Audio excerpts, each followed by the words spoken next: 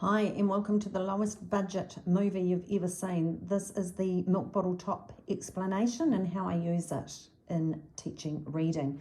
I need to acknowledge my fabulous colleague Robin, who came up with this idea. It is utterly brilliant, just like her. And like her, this is cheap, easy and easy to source. Just go to any cafe, put the call out with your parents. As you can see on the table, I've got just up as far as the sequence I'm teaching my Tier 2 and 3 students, and they get a plastic bag each with their bottle tops in, and start the lesson, they put them out just as they are there. They're in cursive because that's what we're teaching. I will redo the F. We follow Debbie Hepplewhite's cursive, and I've incorrectly written those, and it's important that I get it right for these children. The vowels are in light blue, the consonants dark blue, and as we add to our sequence, the Y will be in green because sometimes it's consonants, sometimes it's a vowel. Here are my flossy letters. Again, the F will be sorted, and that's the double L.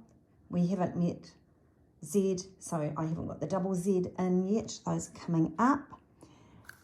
And here comes some digraphs that are coming up. You'll also note that CK is on one bottle top because it's one phoneme. And we're trying to make this as easy as possible for the children. So if they're creating the word pack, p, e, k, 3 phonemes, 3 bottle tops, okay? Now I might ask the children to make me the word mat, and so they would go at.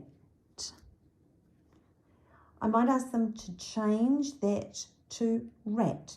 Now some children will put everything away and start again, and that gives you an indication as to where they are at. Some will just do a swap over. Okay. I could make a word and ask them to read that to me, rack. If I want them, they can then go and write the word, and they've got the letter formation there. We would, if I was using that, talk about the washing line joined to an A because the A wouldn't start there. So there's all sorts of learning. I can do onset rhyme. So we might have rack, what's that? Tack, what's that? What's that? You can move quickly, you can move slowly, depending on your students. If I've got the word pack, I could add that and talk about morphological units, plurals, depending where you're at. We could play word chains. So we could start with Pat, next person's turn, and so they might put rat, and then someone might go, oh, rad. We might have a discussion, is that a word? Okay, we won't accept that, but we can put rack.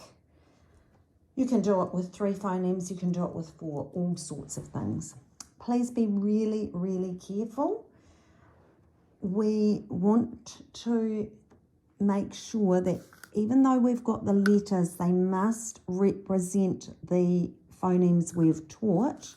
So this is not okay because h, e, r, it's never going to be her.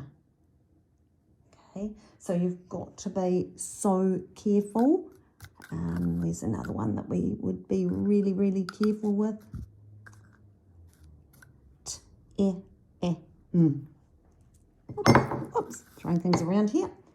That's never going to make team. Okay, so stick with the sounds that are represented by these letters. So you've got to be onto it. And it's a hard one, as we are learning this as well.